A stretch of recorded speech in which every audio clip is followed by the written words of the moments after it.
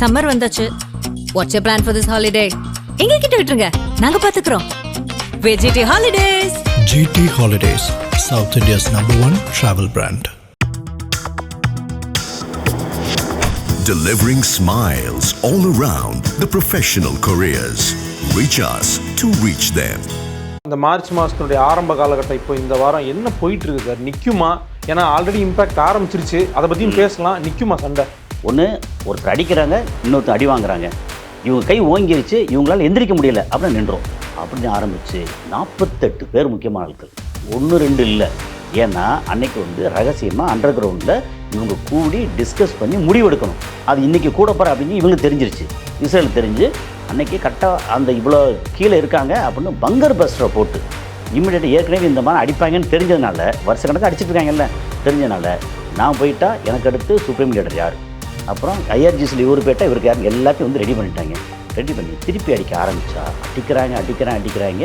அவங்க ஃபஸ்ட் எடுத்தோடனே டெல்லவியூ மட்டும் அடிக்கலை, அதாவது அங்கே அடிக்கிறாங்க, குவைத் அடிக்கிறாங்க, பஹ்ரைன் அடிக்கிறான், கத்தார் அடி அடிக்கிறான், துபாய் அடிக்கிறான், துபாய் UAE அங்கே அடிக்கிறாங்க. இப்படி எல்லாரும் சுற்றி அடித்து 27 லொக்கேஷன் அடிச்சிருக்காங்க. என்னென்னா பஹ்ரைனில் 30 மாடி பில்டிங்கில் 27வது மாடி 26வது மாடியில் இந்த இடத்துல CAAயோட சீஃப் உட்காந்துருக்கிறார், அங்கே வச்சு அடிக்கிறாங்க. இது எப்படி தெரியும் உங்களுக்கு ஈரானுக்கு அவ்வளோ கில்லாடிகளா அப்படின்னா, அந்த உளவு தகவல் அந்த இதிலேருந்து சேட்டலைட் இதிலேருந்து அத்தனை தகவல்களையும் ஷேர் பண்ணது ரஷ்யான் தாங்க. அதுக்கப்புறம் இந்த இதை ஹர்மோஸை க்ளோஸ் பண்ணிட்டாங்க. க்ளோஸ் பண்ணி 7 நாள் ஆச்சு, க்ளோஸ் பண்ணிட்டாங்க. இப்போ சைனாவுக்கும் ரஷ்யாவுக்கும் மட்டும் ஓப்பன் பண்ணியிருக்காங்க. அவனு சொன்னது இஸ்ரேல், அமெரிக்கா, வெஸ்டர்ன் கண்ட்ரிஸ் இருக்காங்க, யூரோப்பியன் கண்ட்ரிஸ், யாரெல்லாம் இஸ்ரேலுக்கு சப்போர்ட் பண்ணுறாங்களோ அந்த அத்தனை நாடுகளுக்கும் இங்கே அலௌடு இல்லை அப்படின்னு இருக்காங்க. இந்தியா இப்போதைக்கு அலோவ் பண்ணுங்கன்னு கேட்டுருக்காங்க. இந்தியா கன்சிடர் பண்ணுறோன்னு இருக்காங்க, இன்னும் முடியலை. ஆகாயம் நேயர்களுக்கு வணக்கம். உலக செய்தி பகுப்பாய்வாளர் திரு கசாலி அவர்கள் நம்ம கூட இருக்காங்க. விரிவாக பேச போகிறோம் இந்த இஸ்ரேல் ஈரான் இந்த சிச்சுவேஷன் குறித்து. வணக்கம் சார். வணக்கம் கார்த்திக். இந்த சண்டை நடந்துட்டு இருக்கு, நம்ம பேசணும் என்ன நடந்துச்சு, ஆரம்பிக்கிறதுக்கு முன்னாடியும் பேசணும், அதுக்கப்புறமும் பேசணும், தொடர்ச்சியாக பேசிகிட்டு இருக்கோம். ஆமாம், இந்த மார்ச் மாதத்தினுடைய ஆரம்ப காலகட்டம் இப்போ இந்த வாரம் என்ன போயிட்டு இருக்கு சார்? நிற்குமா? ஏன்னா ஆல்ரெடி இம்பேக்ட் ஆரம்பிச்சிருச்சு, அதை பற்றியும் பேசலாம். நிற்குமா சண்டை? நிற்கும், ஆனால் எப்போன்னு ஒரு கேள்வி இருக்குல்ல, அது விடை இல்லை. அதுதான் இப்போ என்னென்னா, சண்டை பொதுவாக எப்போ நிற்கும் அப்படின்னு சொல்லியாச்சுன்னா, ஒன்று ஒருத்தர் அடிக்கிறாங்க, இன்னொருத்தர் அடி வாங்குறாங்க, இவங்க கை ஓங்கிருச்சு, இவங்களால எந்திரிக்க முடியல அப்படின்னு நின்றோம். யாராவது கிவ் அப் பண்ணணும், விடணும். கிவ் அப் எப்போ பண்ணுவாங்க? இப்போ இதே 2007, 95, 96, அப்புறம் 67 பின்னாடி போனீங்கன்னா அமெரிக்கா கை ஓங்கிருந்துச்சு, அமெரிக்கானால் இஸ்ரேல் கை ஓங்கிருந்துச்சு. அப்புறம் உலகத்திலேயே மிகப்பெரிய பயங்கரமான ஆயுதங்கள் கொண்ட பயங்கரமான ஸ்பை நெட்வொர்க் கொண்ட நாடு அப்படின்னா உலகத்திலேயே நம்பர் 1 இந்த மாதிரி உளவு பிரிவு அப்படின்னா மொசாடு. அடுத்து இது CAAக்கெல்லாம் மேலே அப்படின்னு மொசாடுங்கிறது உலகத்திலே ரொம்ப பெருசு அப்படின்னு சொல்லப்பட்டது நம்மளும் கேள்விப்பட்டிருக்கோம். இப்போவும் அதில் எந்த சந்தேகமும் இல்லை. ஸ்டில் அவங்க அதே பவரில் தான் இருக்காங்க. என்னென்னா ஒருத்தன் ரொம்ப சிம்பிள், ரன்னிங் ரேஸில் ஒருத்தன் 100 மீட்ரு இதை ஒருத்தன் 9 செகண்டில் கடந்துட்டான். இன்றைக்கும் அவன் 9 செகண்டில் கடக்கிறான். அதில் எந்த விதமான இதுவும் இல்லை. இதுக்கு முன்னாடி அவன் 9 செகண்டில் கடக்கும்போது 2வது வந்தவன், 3வது வந்தவன், 4வது வந்தவன்லாம் 10 செகண்டு, 11 செகண்டு, 12 செகண்டு, 15 செகண்டு வந்துட்டு இருந்தாங்க. ஓகே, இன்றைக்கி அது 67 வரும்போது இவன் 9 செகண்டில் கடந்தபோது மற்றவன்லாம் 20 செகண்டில் கடந்துட்டு இருந்தாங்க. வேறு வழி இல்லை. இன்றைக்கும் இவன் 9 செகண்டில் கிடக்கிறான். உண்மையிலேயே அந்த மொசாடுங்கிறது சூப்பர் இன்டெலிஜென்ட், அதெல்லாம் எந்த குறையும் இல்லை.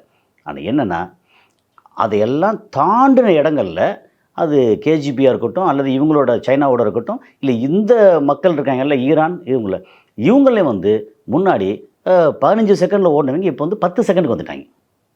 இவங்களோட இன்னும் மேட்ச் ஆகலை, ஆனால் இவங்க கிட்டத்தட்ட போட்டி போடுற அளவுக்கு வந்துட்டாங்க. வேறு வழி இல்லை சார், அவங்களும் டெவலப் பண்ண தானே செய்வாங்க. கண்டிப்பாக என்னென்னா டெக்னாலஜி டெவலப் ஆக அவங்களும் டெவலப் பண்ணுறாங்க.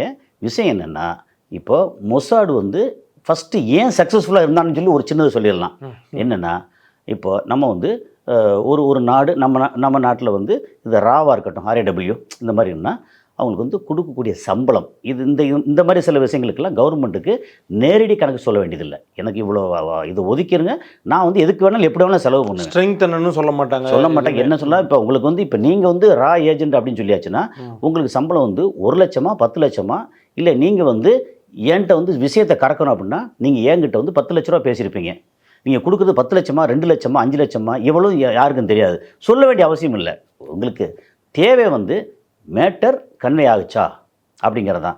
அந்த மாதிரி இப்போ நம்ம வந்து 1 லட்சம் 10 லட்சம் பேசிகிட்டு இருக்கும்போது அவன் 50 லட்சம் 1 கோடின்னு சொல்லி பண்ணிகிட்டு இருந்தாங்க. அப்போ அவன் மேலே வந்து அவனோட நடவடிக்கையை வந்து எல்லாருக்கும் அட்ராக்டிவாக இருக்குமா? ஏன்னா உலகத்திலேயே நம்பர் 1 பெரிய அட்ராக்ஷன் வந்து பணம் வந்து நிறைய விஷயங்களை சாதிக்கும். ஓகே, அடுத்து இன்னொன்று சொல்லுவாங்க, பொதுவாக வந்து பெண் அப்படின்னு சொல்லுவாங்க, மாது இதெல்லாம் போதை. அந்த மாது நமக்கு கிடைக்கணும்னா நமக்கு தேவை பணம். ஸோ பணம் வந்து எல்லாத்தையும் வாங்கும். அந்த பணத்தை தான் ஆதி காலத்திலிருந்து இஸ்ரேலியர்கள், அதாவது யூதர்கள் அதை கரெக்டாக கையாண்டாங்க. இப்போ வரைக்கும் கரெக்டாக கையாளுறாங்க. சரி, நம்ம சொல்கிறது அப்படின்னா அவங்களுடைய ப்ளஸ்ன்னு எடுத்துட்டோம்னா இந்த கையாளுறது. அமெரிக்காவில் வருஷம் அங்கேருந்து எக்கச்சக்கமாக காசு வாங்குவாங்க, கடன் சொல்லி பேரில் வாங்குவாங்க. உதாரணத்துக்கு இப்போ வந்து ஒரு 200 பில்லியன் வாங்குறாங்கன்னு வச்சுக்கலேன், அதை வந்து ஒரு 50-60 பில்லியனை அங்கே அமெரிக்காவில் இருக்கக்கூடிய செனட் உறுப்பினர் இருக்காங்கல்ல, அவங்களுக்கு லஞ்சமாகவே கொடுத்துருவாங்க. கிட்டத்தட்ட ஒரு 30-40% லஞ்சமாக கொடுத்துருவாங்க. அப்போ இவ்வளோ பணத்தை வாங்கி அவங்களுக்கு இவ்வளோ லஞ்சம் கொடுத்தா நமக்கு என்ன ஆகும்? திருப்பி கொடுத்தா தானே. அப்படின்ற மாதிரி காசு லஞ்சம் கொடுக்குறது இருக்குல்ல, அதில் உலகத்திலேயே நம்பர் 1 அவங்க தான். ஸோ இது வந்து காசு அப்படிங்கிறது தான் ரொம்ப முக்கியம். அப்போது ஈரானாக இருக்கட்டும், பாலஸ்தீனாக இருக்கட்டும், இல்லை அரபு நாடுகளுக்குள்ளே இருக்கட்டும், இந்தியாவாக இருக்கட்டும், பாகிஸ்தான் இருக்கட்டும், எல்லா இடத்துலையும் மொசாடு உளவாளிகள் ரொம்ப நிறைய இருக்காங்க. ஓகே, இங்கே நம்ம வந்து கவர்மெண்ட் ஆஃபீஸுக்கு போனால் ஒரு மாதத்துக்கு 1 லட்ச ரூபா சம்பளம் கிடைக்கும். நம்ம ஊரில் கூட இருப்பாங்களா சார்? இந்தியாவில் கூட நான் கேள்விப்படுற ஆட்கள் தமிழ்நாட்டில் இருக்காங்க அப்படின்னு தான் சொல்லணும். இது வந்து எப்படின்னா கிட்டத்தட்ட ஒரு அசம்ஷனில் தான். ஓகே, அது கேள்விப்படுறேன், இந்த மாதிரி இருக்காங்க அப்படின்னு கேள்விப்படுறேன். மொசாடு உளவாளி இங்கேயும் இருக்காங்கன்னு. இப்போ நார்மலாக இங்கே 1 லட்ச ரூபா சம்பளம் கிடைக்குது, ஒரு ப்ரைவேட் கம்பெனி இதெல்லாம் சில 2 லட்சம் கிடைக்குது, சில இடங்களில் போனால் 5 லட்ச ரூபா கிடைக்குது. ஆமாம், இவங்களுக்கு மாதம் 50 லட்ச ரூபா கிடைச்சா அந்த மாதிரி பணம் தான் இங்கே வந்து பிரதானம் இந்த இடத்துல. ஸோ அது ஒரு மெயின் வெப்பனாக யூஸ் பண்ணுறாங்க அவங்க. பணம் மெயின் வெப்பன். ஓகே, இதுக்கு நிறைய செலவு பண்ணுறாங்க. அதனால் இவங்க வந்து மொசாடு உலகத்திலேயே நம்பர் 1 உளவு பிரிவு கொடுக்குறது அப்படின்னா இது வந்து ஷின்பேட்டாக இருக்கட்டும், இல்லை வெளியில் வருது மொசாடாக இருக்கட்டும். இப்போ இது வந்து இது பேசிக்காச்சா. ஆனால் இப்போ என்ன பண்ணுறாங்க, ஈரான் என்ன பண்ணுறாங்க, அவங்க மக்களுக்கு, அவங்க உளவாளிகளுக்கு எக்கச்சக்கமாக இதே அளவுக்கு பணம் தர்றாங்களா அப்படின்னா பணம் வந்து அவ்வளோ தர்றதில்லை. ஆனால் இங்கே மொசாடு உளவாளின்னு ஏதோ ஒரு ரூட்டில் பிடிச்சிருவாங்கல்ல. இப்போ ஒரு மொசாடு உளவாளியை பிடிச்சா அவன் யாருக்கு எங்கெங்கே கம்யூனிகேட் பண்ணுறான்னு தெரிஞ்சிடும்ல. அதை ரூட்டு பிடிச்சி ஒரு 10 பேரை பிடிச்சான்னா 10 பேரையும் வந்து நடுத்தருவில் தூள போகிறாங்க ஈரானில். ஓகே, அவன் வந்து உள்ளுக்குள்ளே வச்சு சோழி முடிப்பாங்க. இவன் நடுத்தருவில் இவன் மொசாடு உளவாளி, நம்ம கூட இருந்தவன் நம்ம சொந்தக்காரன், ஆனால் மொசாடு உளவாளி அப்படின்னு நடுத்தருவில் தூள போடுறாங்க.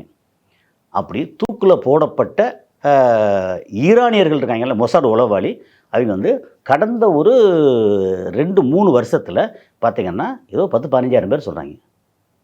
அவ்வளோ பேரை வந்து தூக்கு போட்டிருக்காங்கன்னா அப்போ மொசாடு உளவாளி பூரா வந்து எரடிகேட் ஆயிடுவாங்கல்ல. அப்போ இவன் எவ்வளோ தான் பணம் கொடுத்தாலும் பணத்தை வாங்குறதுக்கு ஆள் வேணும்ல. இன்றைக்கி உயிரும் இல்லை, இங்கே பிடிச்சாங்க எப்படியும் பிடிச்சிட்றாங்க. இப்போது முன்னாடி அப்படிங்கும்போது இந்த மொசாடு இந்த பிரச்சனை வந்துருச்சா. வந்ததுக்கப்புறம் இப்போது சண்டேன்னு ஆரம்பித்து ஃபஸ்ட்டு டே 28 பிப்ரவரி அவங்க அடித்த அடி வந்து சாதாரண அடி இல்லை. அமெரிக்காவும் இஸ்ரேலும் சேர்ந்து அவங்க சொல்கிற குண்டுகள்லாம் பார்த்தா இவங்க ஒரு 1000 ராக்கெட்டு அண்டு மிசைல் அண்டு குண்டுகள், அவன் வந்து பங்கர் பஸ் முதற்கொண்டு சேர்ந்து எல்லாம் அவன் ஒரு 900, அப்படி கிட்டத்தட்ட 1900 குண்டுகள்னால் வெறும் குண்டு மட்டும் இல்லை, ராக்கெட் எல்லாம் சேர்த்து 1900 நம்பர்ஸ் போட்டாங்க. அடுத்து 2வது 3வது அப்படின்னு ஒரு 3 முறை போட்டதே 4000 வெப்பன்ஸ். ஒரு நகரத்தில் ஒரு நாட்டில் அங்கங்கே வந்து 4000 வெப்பன்ஸ் போட்டாங்கன்னா அது எந்த அளவுக்கு இருக்கும். அங்கே IRGCயோட ஹெட் குவார்ட்டர்ஸ் இருக்குல்ல, அதெல்லாம் தகக்கிற வீடியோ வந்தது. பயங்கரமாக தகர்த்துட்டாங்க. ஓகே, சரி, இப்போ இவங்க இந்த அளவுக்கு அடிச்சிட்டாங்கல்ல, இவங்க வந்து ரிட்டாலியேட் பண்ணணும்ல. ஆனால் இப்போ வரைக்கும் இவங்க வந்து தலைவர்களை பூரா கொண்டிருக்காங்க. இந்த US இஸ்ரேல் சைட்லேருந்து, அந்த US அண்டு இஸ்ரேல் இந்த சைட்லேருந்து இங்கே வந்து இவர் வந்து IRGCயோட பெரிய தலைகள் ஒரு 7-8 பேர். அப்புறம் அயத்துல்லா கமேனி, அவருக்கு ரைட் ஹேண்டாக இருக்கிறவர், அப்புறம் அங்கே ஆஃபீஸில் இருக்கிற ஆட்கள், அதுக்கப்புறம் இதில் வந்து நேவலில் இருக்கிற சீஃபு, அப்புறம் ஏர் மார்ஷல், ஏர் சீஃபு அப்படின்னு ஆரம்பித்து 48 பேர் முக்கியமான ஆட்கள். 1-2 இல்லை. ஏன்னா அன்னைக்கு வந்து ரகசியமாக அண்டர் கிரவுண்டில் இவங்க கூடி டிஸ்கஸ் பண்ணி முடிவெடுக்கணும். அது இன்றைக்கி கூட போகிற அப்படின்னு இவங்களுக்கு தெரிஞ்சிருச்சு, இஸ்ரேலுக்கு தெரிஞ்சு அன்னைக்கு கரெக்டாக அந்த இவ்வளோ கீழே இருக்காங்க அப்படின்னு பங்கர் பஸ்டரை போட்டு, அதுவும் வந்து பங்கர் பஸ்டர் வந்து நிறையா முன்னாடி போட்டதெல்லாம் வந்து மொத்தம் ஒரு 14 குண்டுகள் தான் வந்தது. ஒரு B2 பாம்பர் வந்து 2 GBU-52 வந்து கொண்டு வந்து சேர்க்கும். இவன் வந்து அப்போ வந்து 14 இருந்ததில் ஒரு மாதிரி அது சொன்னாங்க. இப்போ வந்து அதையெல்லாம் தாண்டி போட்டிருக்காங்க. ஓகே, போட்டால் உள்ளே வந்து நாசக்காடாயிருச்சு அப்படிங்கிறது இது நடந்தது. ஓகே, அன்றைக்கி உண்மையிலேயே வேறு யாராக இருந்தாலும் எந்திரிச்சே வர முடியாது, அவளை அடிச்சிட்டாங்க. ஓகே, இப்போ இவ்வளோ அடித்தாச்சுல்ல, இம்மிடியேட்டாக ஏற்கனவே இந்த மாதிரி அடிப்பாங்கன்னு தெரிஞ்சதுனால, வருஷக்கணக்காக அடிச்சிட்டு இருக்காங்கல்ல, தெரிஞ்சதுனால நான் போயிட்டா எனக்கு அடுத்து சுப்ரீம் லீடர் யார், அப்புறம் IRGCயில் இவர் போயிட்டால் இவருக்கு யார், எல்லாத்தையும் வந்து ரெடி பண்ணிட்டாங்க. ரெடி பண்ணி திருப்பி அடிக்க ஆரம்பித்தா அடிக்கிறாங்க. அவங்க ஃபஸ்ட் எடுத்தோடனே டெல்லவியூ மட்டும் அடிக்கலை, அதாவது அங்கே அடிக்கிறாங்க, குவைத் அடிக்கிறாங்க, பஹ்ரைன் அடிக்கிறான், கத்தாரை வந்து அடி அடிக்கிறான், துபாய் அடிக்கிறான், துபாய்னு UAE அங்கே அடிக்கிறாங்க. இப்படி எல்லாரும் சுற்றி அடித்து 27 லொக்கேஷன் அடிச்சிருக்காங்க. அதாவது அமெரிக்காவோட தளங்கள் இருக்குல்ல, பெருசு சிறுசு எல்லாம் சேர்த்து 27 தளங்கள் அடித்ததில் பெரிய தளங்கள் 8, அதில் ரொம்ப பெருசு 1 கத்தார். இதெல்லாம் அடித்தாங்க. அப்புறம் வந்து ஃப்ளீட் ஃபைன்னு சொல்லி இதில் அப்படின்னு பேசுனா, ரொம்ப முக்கியமாக பேசுனா மொத்த பேஸில் மானங்கன்னே அடிக்கலை, சொல்லி வச்ச மாதிரி முன்னாடி ஸ்ட்ராட்டஜிக்காக முன்னாடி இவங்க இஸ்ரேலோட ஃபைட்டர் ஜெட் இருக்குல்ல, அது வந்து இப்போ வந்து ஒரு 5 மாடி பில்டிங் இருக்குது. அதில் இந்த டைரெக்ஷனில் இங்கே இந்த ஜன்னலுக்கு நேராக இங்கே தான் இவர் இப்போ தலைவர் வந்து உட்காந்துருக்கிறாரு அப்படின்னு தெரிஞ்சு கரெக்டாக அந்த ஜன்னலில் மட்டும் போட்டு ஒரு ராக்கெட் உள்ளே போய் அவரை போட்டுத்தள்ளும். அந்த அளவுக்கு அடித்தாங்கல்ல, அதே அளவுக்கு ஸ்ட்ராட்டஜி இப்போது ஈரான் அடிக்கிறாங்க. என்னென்னா, பஹ்ரைனில் 30 மாடி பில்டிங்கில் 27வது மாடி 26வது மாடியில் இந்த இடத்துல CIAயோட சீஃப் வந்து உட்காந்துருக்கிறாரு, அங்கே வச்சு அடிக்கிறாங்க. இது எப்படி தெரியும் உங்களுக்கு ஈரானுக்கு அவ்வளோ கில்லாடிகளா அப்படின்னா, அந்த உளவு தகவல் அந்த இதிலேருந்து சேட்டலைட் இதிலேருந்து அத்தனை தகவல்களையும் ஷேர் பண்ணது ரஷ்யான்றாங்க. ஓகே, அந்த இதெல்லாம் கொடுத்து அப்புறம் சைனா வந்து ஏற்கனவே நிறைய ஆயுதங்கள் கொடுத்துருக்காங்க. என்னென்ன கொடுத்தாங்க, பட் சைனாவோட ஆயுதம் அல்லது அந்த ரிட்டாலியேட் பண்ணுறது இருக்குல்ல, அது வந்து ஃபெயிலியர். சைனாவோட ஆன்டி இந்த ஏர் டிஃபென்ஸ் சிஸ்டம் அந்த அளவுக்கு ஒர்த்தி இல்லை. உலகமே நம்பி இருக்கக்கூடிய சீனா வந்து நம்ம ஊர் சீன பொருட்கள் மாதிரி ஆயிடுச்சா கிட்டத்தட்ட. அது வந்து அங்கே ஒர்த்தி இல்லை அது. ஆனால் ரஷ்யா கொடுத்தது ஓகே, இவங்க சொந்தமாக தயாரித்தாங்கல்ல அது ஓகே. அப்படி இப்போ வந்த இந்த லிஸ்ட் எல்லாமே made in China. But China நல்ல விஷயங்கள் இருக்குங்க, ஆனால் நிறைய கொடுத்ததில் வந்து நிறைய ஃபெயிலியர். அதுக்கு காரணம் வந்து மேபி B2 பாம்பர்ஸ் இதெல்லாம் வரும்போது அது வந்து ஸ்டெல்த்தாக இருந்துச்சுன்னா ஒருவேளை கண்டுபிடிக்க முடியாமல் இருக்கலாம், அல்லது திருப்பி தாக்க முடியாமல் இருக்கலாம். ஃபர்ஸ்ட் ஆரம்பத்திலே பேசியிருக்கோம். சைனா என்ன பண்ணுறாங்க, அவங்க கொடுத்ததுனால, அவங்க கொடுத்த இதை நம்பி வந்ததுனால தான் இந்த தலைவர்கள்லாம் போயிட்டாங்கன்னு சொன்னோம். இதெல்லாம் தாண்டி இப்போ வந்து பிரச்சனை இது வரைக்கும் இந்த இது முடிஞ்சா, இப்போ வந்து இவன் அடிக்க ஆரம்பித்த உடனே GCC கண்ட்ரி பூரா அலறாங்க. ஓகே, டெல்லவியூ இதுக்கு முன்னாடி 2.5 வருஷமாக காசாவில் இஸ்ரேல் அடித்தாங்கல்ல, இப்போ காசாவை பார்த்தா எப்படி இருக்குது, 90% மேலே பில்டிங் பூரா வந்து உடஞ்சி முடிஞ்சா. ஆமாம், கிட்டத்தட்ட அந்த ரேஞ்சில் டெல்லவியூ அப்படி ஆயிடுச்சு. டெல்லவியூ அந்த ரேஞ்சு. ஆனால் சார், ஒரு தலைநகரமாக வச்சுருக்கிறாங்க, சண்டைனாலே முதல்ல அங்கே தான் கொண்டு அடிக்கிறாங்க, எப்படி அவங்க தாக்கு பிடிக்கிறாங்க? தலைநகரத்தை அடிப்பாங்க. இப்போ நமக்கு இங்கே ஏதாவது பிரச்சனை அப்படின்னா ஃபஸ்ட்டு வந்து இந்தியாவில்னு எடுத்தாச்சுன்னா ஃபஸ்ட்டு டெல்லி, மும்பை, சென்னை இவங்க தான் வந்து ஃபஸ்ட்டு தாக்கப்படும். ஐயோ, ஏன்னா இங்கே வந்து இண்டஸ்ட்ரீஸ் நிறையா இருக்குது, ரொம்ப பெருசாக இருக்குது. அப்புறம் வந்து சாஃப்ட்வேர் இது நிறையா இருக்குது. அப்போ சென்னை வந்து ஒரு மிகப்பெரிய ஹப்பு அப்படின்னு எப்போவுமே எங்கெல்லாம் வளம் இருக்கோ இது இருக்கோ அங்கே வந்து தாக்கப்படும். அப்போ டெல்லவியூ வந்து தாக்கப்படும் அப்படிங்கிறதான். ஸோ நிறைய டெல்லவியூ வந்து அடி வந்து பயங்கர அடிச்சிருக்காங்க. அதில் என்னென்னா, ஒரு ஃபோட்டோ ஒரு வீடியோ வெளியே வரக்கூடாதுன்னு வச்சுருக்காங்க. அதையும் மீறி நமக்கு எப்படி இப்படி தெரியுது அப்படின்னா, அதையும் மீறி தைரியமாக இருக்கிற சில யூதர்களோ அங்கே இருக்கிற வேறு ஆட்களோ அது வந்து எடுத்து வெளியே ஏதாவது கொண்டு வந்துடுறாங்க. அப்படி வந்து சேர்றது மேபி 5% இருக்கலாம், ரொம்ப ரொம்ப கம்மியாக தான் 5% இருக்கலாம். அதுதான். ஆனால் அதில் பார்க்கும்போதே நமக்கு தெரியுது. இன்னொன்று, இப்போ இவங்க வந்து வீடியோ எடுப்பாங்கல்ல, ஐஆர்ஜிசி அங்கே அனுப்பிச்சி விட்டுட்டு அவன் வீடியோ எடுப்பான்ல, நாளைக்கு காமிக்கணும்ல, இந்த பாரு நான் பண்ணியிருக்கேன் பாரு காமிக்கணும்ல, அந்த வீடியோவில் வர்றதான் நமக்கு ஓரளவு தெரியுது. அப்புறம் இவர் வந்து போன வாரம் நெத்தன்யாகு ஆள் அவுட்டுனாங்க, நான் அவர் இடத்துல அடிச்சிட்டாங்க. அப்புறம் இவர் நெத்தன்யாகு வந்து அடித்து முடித்த உடனே பயங்கரமாக எல்லாம் போட்டு அவருடைய ஆஃபீஸ் ரெசிடென்ஸ் எல்லாம் போட்டு தரமட்டமாயிருச்சு அப்படின்னு போட்டால், மறுநாள் வந்து பிபிசியிலேருந்து வீடியோ வருது. அவரோட நிருபர் அங்கே போய் காமிக்கிறாரு, இந்த மாதிரி இந்த தெரு இப்படி இருக்குது அப்படின்னு பார்த்தா ஒன்றும் உடையாமல் உருக்குலையாமல் நல்லா நீட்டாக கூட்டி பெருக்கி ரோடெல்லாம் ரொம்ப நீட்டாக அழகாக இருக்குது. இதைத்தான் சொல்கிறாங்க அப்படின்னு சொல்லி அப்புறம் வந்து ஃபேக்ட் செக்கில் வந்து செக் பண்ணோம்னா அது வந்து குண்டு போகிறதுக்கு முன்னாடி எடுத்ததான் வீடியோ. இதெல்லாம் நடக்கும். ஏன்னா அவங்க வந்து இந்த மாதிரி நெரேட்டிவ் செட் பண்ணுவாங்க. இவங்க சொன்னது ஐஆர்ஜிசி சொன்னது தப்பு அப்படின்னு BBC, CNN, okay, Fox News, இந்த மாதிரி சில அந்த வெஸ்டர்ன் ஊடகம் இருக்குல்ல, அது பூரா அப்படி தான் பண்ணுவாங்க. ஆனால் இப்போ இது வந்து கிட்டத்தட்ட பரவாயில்ல, எல்லாரும் யூஸ் பண்ணுறாங்களா சார்? ஏன்னா பாகிஸ்தானும் கிட்டத்தட்ட இதே மாதிரி தான் சொன்னாங்க. இந்தியா வந்து பண்ணாங்க, ஆனால் ஒன்றுமே இல்லை, பார்த்தீங்கன்னா எங்கள் ஊர் அப்படியே தான் இருக்குது அப்படின்ற மாதிரி தான் அவங்க சொன்னாங்க. இல்லை அப்படி தான். ஆமாம், அவன் பாகிஸ்தான் யூஸ் பண்ணது எல்லாம் சைனாவோட ப்ராடக்ட்டு, அவ்வளோதான். இதுக்கப்புறம் ஒன்றும் சொல்ல வேண்டியதில்லை. இந்த மாதிரி ஆச்சா. இப்போ என்னென்னா இது இங்கே பயங்கர அவுட்டு. அவர் வந்து போட்டு தள்ளிட்டோன்னாங்க. ஆனால் அவர் உயிரோடு இருக்கிறதா இப்போ சொன்னால் அவர் வந்து ஆஃபீஸில் உட்கார வீடியோக்கெல்லாம் வருது. அவங்க கொடுக்குற வீடியோலாம் சொல்லி வச்சு இப்படி அவர் உயிர் இருக்கார், இங்கே பேசுகிறார் அப்படின்னு சொல்கிறாங்க.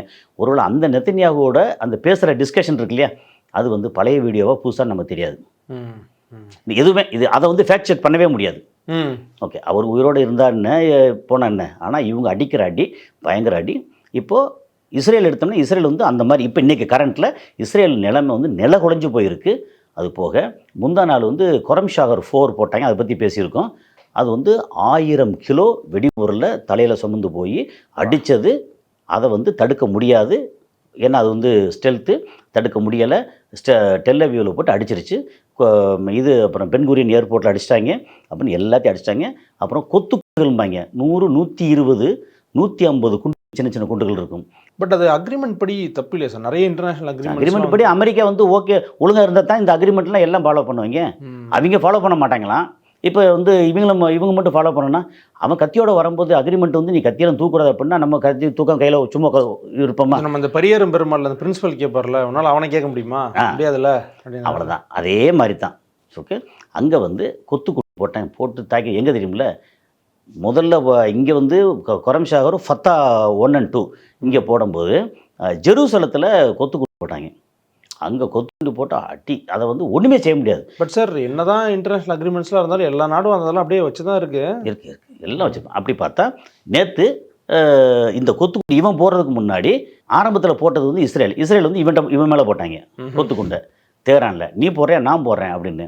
சரி, தெஹ்ரானில் என்ன பண்ணாங்கன்னா ஒரு ஸ்டாக் பைல் இருக்குல்ல, அது மேலே போட்டு அந்த ஸ்டாக் பைலை அழிச்சாங்க. அழிச்சதுக்கப்புறம் இதெல்லாம் ஒன்றுமே இல்லைப்பா, எனக்கு இதெல்லாம் சும்மா டெமோ, நான் நிறையா வச்சுருக்கேன்னு சொல்லி திரும்ப எடுத்து அடிச்சுட்டே இருக்காங்க. இப்போ என்ன ஆகி போச்சு, அமெரிக்காவில் அவருக்கு வந்து ரொம்ப பயங்கர எதிர்ப்பு வந்துருச்சு.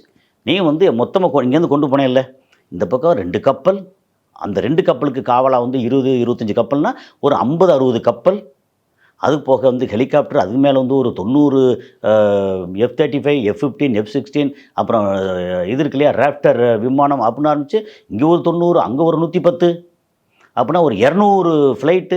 அது போக கத்தாரில், ஜோர்டானில் அப்படின்னு எக்கச்சக்கமாக வந்து குமிச்சையில். அப்புறம் B-2 பாம்பர்ஸ் வச்சு நீ அடிச்சேல, அடித்ததுக்கப்புறம் திருப்பி அவன் அடித்த அடி பயங்கரமாக அடிச்சுக்கிட்டு இருக்காங்க. அதுக்கப்புறம் இந்த இதை வந்து ஹர்மோஸை வந்து க்ளோஸ் பண்ணி 7 நாள் ஆச்சு, க்ளோஸ் பண்ணிட்டாங்க. இப்போ வந்து சைனாவுக்கும் ரஷ்யாவுக்கும் மட்டும் ஓப்பன் பண்ணியிருக்காங்க. அவனை சொன்னது வந்து இஸ்ரேல், அமெரிக்கா, வெஸ்டர்ன் கண்ட்ரிஸ் இருக்காங்க, யூரோப்பியன் கண்ட்ரிஸ், யாரெல்லாம் இஸ்ரேலுக்கு சப்போர்ட் பண்ணுறாங்களோ அந்த அத்தனை நாடுகளுக்கும் இங்கே அலௌடு இல்லை அப்படின்னு இருக்காங்க. இந்தியா வந்து இப்போதைக்கு அலோவ் பண்ணுங்கன்னு கேட்டுருக்காங்க. இந்தியா வந்து கன்சிடர் பண்ணுறோன்னு இருக்காங்க, இன்னும் முடியலை. ஸோ இவ்வளோ தூரம் நடந்து இப்படி அவங்க அடிச்சிருக்காங்கல்ல. இந்த கப்பல் இன்றைக்கி வந்து 1000 கிலோமீட்டர் தள்ளி போயிடுச்சு, யூஎஸ்எஸ் ஆப்ரஹாம் லிங்கன். ஓகே, அப்புறம் இஸ்ரேலுக்கு பக்கம் இங்கே அந்த பக்கம் மெடிட்டரேனியன் சீல நின்ன யுஎஸ்எஸ் ஃபோர்டு, அந்த கப்பல் இருக்கு ஜெரால் ஃபோர்டு, அந்த கப்பல் தள்ளி போய் இப்போ ஏதோ சுயஸ் கால்வாய்க்கு தள்ளி அங்கிட்டு போய் நிற்கிது. ஏன்னா அடிச்சிட்றான் அப்படின்னு சொல்லி. ஏன்னா ஏற்கனவே 4 மிசைல் அனுப்பிச்சான், அடிச்சிட்டோன்னு சொல்லி ஐஆர்ஜி சொல்கிறாங்க, அடிக்கலைன்னு சொல்லி சென்டாம் சொல்கிறாங்க. ஆனால் இவன் அடித்தோன்னு சொல்கிறதுக்கு இவன்கிட்டையும் வீடியோ இல்லை, ஆனால் அடிச்சிருக்காங்க, அது மட்டும் தெரியுது. ஏன்னா எல்லா இடமும் கண்ணப்பனா அடிக்கிறாங்க. அடிக்கலை, இது வந்து ஒரு பிரச்சனையை சொல்கிறதுக்கு இவனும் வீடியோ அனுப்பலை. ஏதாவது ஒன்று அப்படின்னா அடிக்கலை அப்படின்னு சொல்கிறதுக்கு இவன் பயங்கரமாக வீடியோ அனுப்புவாங்க. அந்த வீடியோவும் இப்போது அவன் அனுப்பலை. ஸோ பிரச்சனை வந்து ஹெவியாக போயிட்டுருக்கு. இன்றைக்கி வந்து அமெரிக்காவில் இவருக்கு ட்ரம்ப்புக்கு என்ன பிரச்சனைன்னா, இவ்வளோ தூரம் பண்ணிவிட்டு ஃபெயிலியர் ஆகி நிற்கிற. இப்போது நம்மளோட தளங்கள் 27 தளங்கள், அப்புறம் மேஜர் தளங்கள் என்னன்னா, ஒரு தளத்தையும் நிர்மாணிக்கிறதுக்கு பல ஆண்டுகள், அப்புறம் ட்ரில்லியன் அண்ட் ட்ரில்லியன் டாலர்ஸு செலவு பண்ணி அங்கே எல்லாத்தையும் வச்சேன். அதை வந்து ஒரு 18,000 கோடி ரூபா ஒருத்துள்ள ஒரு தாடு சிஸ்டத்தை, அதோட ரேடார் இதை வந்து வெறும் 25 லட்ச ரூபா பெருமானம் உள்ள ஒரு ட்ரோன் வந்து போய் அடிச்சிருச்சு. நிறைய டெக்னிக் வந்து ஈரானும் யூஸ் பண்ணுறாங்கன்னு பார்க்க முடியும். பண்ணுறாங்க இல்லை, டெக்னிக் எல்லாம் ஒன்று தானே. என்னென்ன மாதிரியான டெக்னிக் ஈரான் யூஸ் பண்ணுறாங்க, இல்லை எப்படி வந்து அவங்களுடைய தளங்களை தற்காத்துக்கிறதோ இல்லை எதிரி தளத்தை அடிக்கிறது? ஒரே ஒரு ரொம்ப சிம்பிள், ஒரே லாஜிக் தான். சம்மர் வந்தாச்சு. What's your plan for this holiday? எங்க கிட்ட விட்டுருங்க, நாங்க பாத்துக்கிறோம். வெஜிடி holidays. GT Holidays, South India's #1 travel brand. Delivering smiles all around, the professional couriers. Reach us to reach them.